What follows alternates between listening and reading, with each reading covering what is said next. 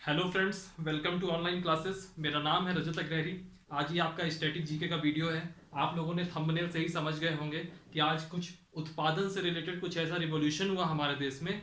सारी अलग अलग क्रांतियों के नाम को हम आज लेकर के आए हैं और यह देखेंगे कि कौन सी क्रांति किस चीज़ से संबंधित है।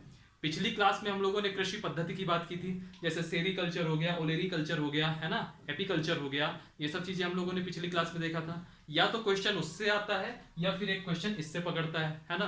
तो ये दो क्लासेस के वीडियो, वो वीडियो 5-6 मिनट का था, ये भी 7-8 मिनट से ऊपर नहीं होगा। इन दो वीडियो से आपका एक क्वेश्चन हो जाएगा। इस वीडियो को आप लोग पूरा देखिएगा, आपके एग्जाम के लिए यूजफुल होगा, चाहे वह एनटीपीसी हो, चाहे वह एसएससी, सीजीएल, सीएचएसएल, जहां भी जीएस आएगी वहां के लिए इंपॉर्टेंट है। इवन ये पीसीएस के लिए इंपॉर्टेंट है। ठीक है, चलिए एक एक चीज पे बात करते हैं। जो ये हरित क्रांति है, इसको ग्रीन रिवॉल्यूशन भी कहते हैं। इंग्लिश में ग्रीन रिवॉल्यूशन के नाम से बहुत फेमस होगी। बहुत लोग हरित क्रांति जानते होंगे, तो बहुत लोग ग्रीन रिवॉल्यूशन को भी जानते होंगे। हरित क्रांति जो है, हरित क्रांति किस चीज से संबंधित है? तो हरित क्रांति ने जो है खाद्यान्न उत्पादन से संबंधित थी। यानी कि हरित क्रांति आ गई, इसका मतलब क्या था कि खाद्यान्न उत्पादन बहुत ज्यादा बढ़ गया। हरित क्रांति खाद्यान्न उत्पादन से संबंधित थी। इसी हिसाब से श्वेत क्रांति, श्वेत क्रांति आपकी दुग्ध उत्पादन से संबंधित थी। सफेद दूध होता है और श्वेत क्रांति की बात कर रहा है, तो दुग्ध उत्पादन से संबंधित थी श्वेत क्रांति। फिर आती है नीली क्रांति। नीली का मतलब क्या हुआ? नीला क्या रहता है? पानी रहता है। पानी के अंदर क्या पाई जाती है? मछली। तो नीली क्रांति किससे संबंधित थी? मत्स्य उत्पादन से। नीली क्रांति संबंधित थी मत्स्य उत्पादन से।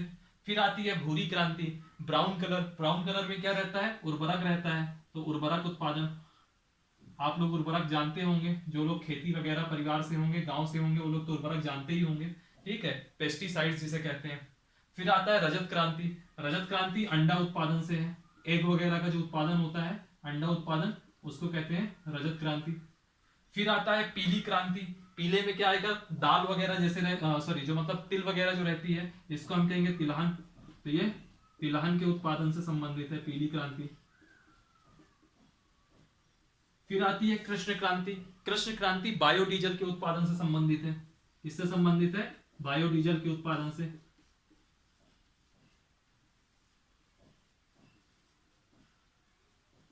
ठीक, बायोडीजल उत्पादन से। इसके बाद कुछ और क्रांति हैं, उसमें जाएं कि उसके पहले एक बार इसको आप जो है अच्छे से कंठस्थ कर लीजिए, रिवाइज कर लीजिए, रिकॉल कर लीजिए।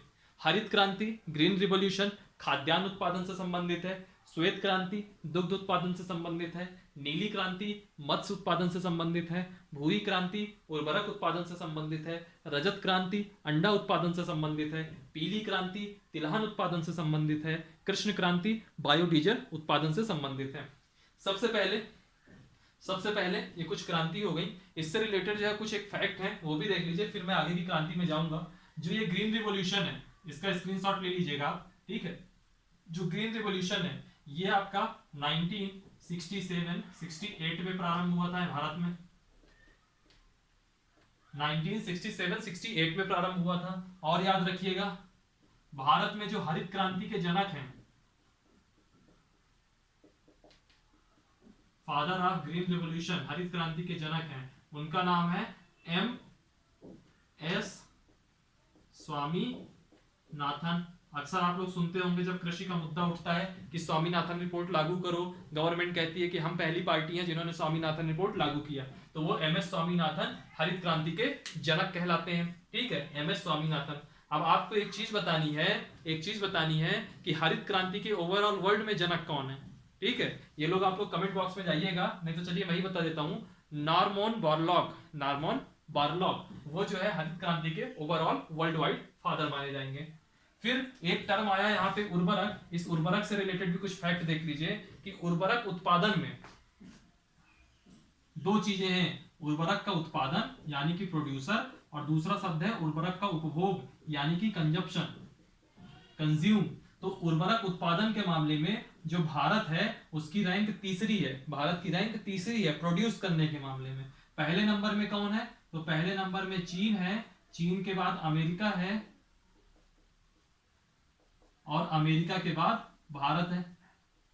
चीन, अमेरिका और फिर भारत। और जो उपभोग की बात आती है, कंज्यूम करने की बात आती है, तो एज अ कंज्यूमर भारत की रैंक सेकंड है। सबसे पहले नंबर में है चीन, और चीन के बाद है भारत, है ना। तो याद रखिएगा, उर्वरक को उत्पादन के मामले में भारत की रैंक तीसरी है और उर्वरक को उपभोग के मामले में भारत की रैंक दूसरी है। ठीक है, फिर एक चीज और है, तिलहन। तिलहन से रिलेटेड एक फैक्ट याद रखिएगा कि तिलहन प्रौद्योगिकी मिशन, यहां पे मैं लिखे दे रहा हूं, तिलहन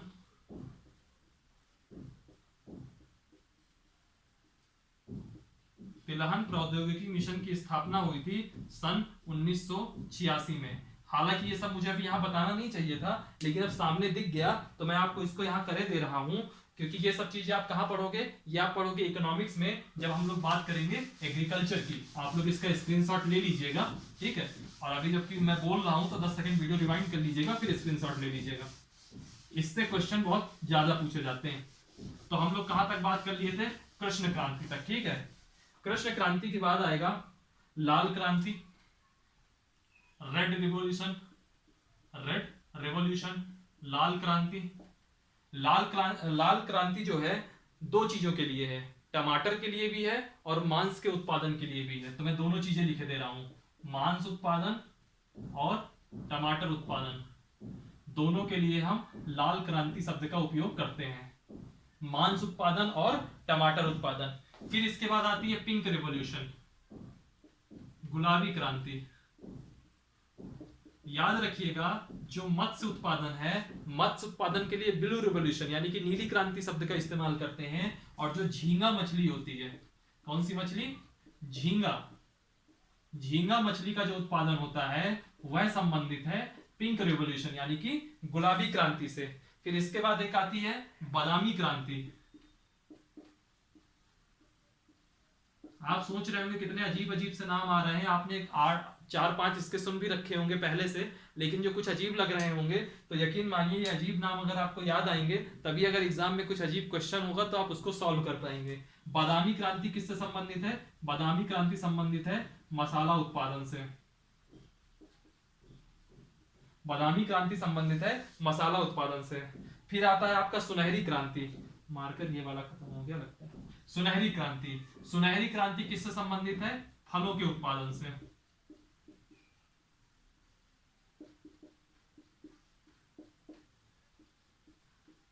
फल के उत्पादन से,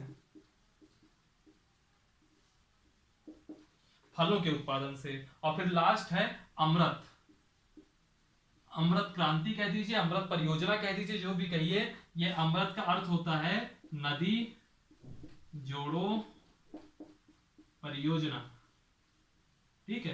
तो मेन क्रांति में ये 4 और हैं, इन चारों को मैं आपको फिर रिकॉल करा देता हूं, अच्छे से सुनिएगा। लाल क्रांति मांस या टमाटर के उत्पादन से संबंधित है, गुलाबी क्रांति झींगा मछली के उत्पादन से संबंधित है, बादामी क्रांति मसाला उत्पादन से संबंधित है, सुनहरी क्रांति फलों के उत्पादन से संबंधित है, और अमृत जो परियोजना है वह एक प्रकार की रिवर लिंकिंग परियोजना है, नदी जोड़ो परियोजना है, ठीक है। तो ये कुछ आपके रिवॉल्यूशन है, इससे आपके क्वेश्चन बहुत आते हैं, ठीक है। और नेक्स्ट क्लास में हम लोग ये देखेंगे कौन सी फसल किस राज्य में सबसे ज्यादा होती है, ठीक है, और किस फसल के उत्पादन में भारत का स्थान कौन सा है, मतलब तिलहन में भारत का उत्पादन कौन सा है, ये सब देखेंगे। और फिर यह भी देखेंगे कि कुल खाद्यान्न उत्पादन में, ये देखेंगे कुल खाद्यान्न उत्पादन भारत के किस राज्य में सबसे ज्यादा होता है, तिलहन का उत्पादन भारत के किस सबसे ज्यादा राज्य में होता है ना। ये सब चीजें हम लोग नेक्स्ट वीडियो में देखेंगे। फिलहाल के लिए आज के लिए इतना रखते हैं, थैंक यू वेरी मच। और आप ये जो स्टैटिक जीके की प्लेलिस्ट होगी, आप चैनल के प्लेलिस्ट में जाएंगे तो प्लेलिस्ट में आपको देखेंगे कि सारे के सारे वीडियोज मिलेंगे जो 5 minute 10 minute 5 minute 10 minute 15 minute के होंगे। इनको आप लोग जरूर देखिएगा, ये आप लोगों के लिए बहुत ज्यादा इंपॉर्टेंट रहेंगे, ठीक है।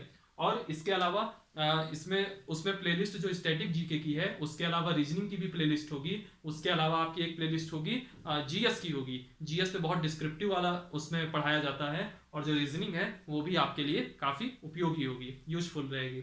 और वीडियो को लाइक करिए, कमेंट करिए, इसकी जो लिंक है उसको शेयर करिए ताकि आपके दोस्त लोग भी इसको देखें, और अपने खुद भी आप लोग चैनल सब्सक्राइब कीजिए, अपने फ्रेंड से भी करवाइए। डिस्क्रिप्शन बॉक्स में टेलीग्राम की लिंक वगैरह दी हुई होगी, उसको आप ज्वाइन करिए। चलिए फिर आज की क्लास को यहीं पे द एंड करते हैं। Thank you so much.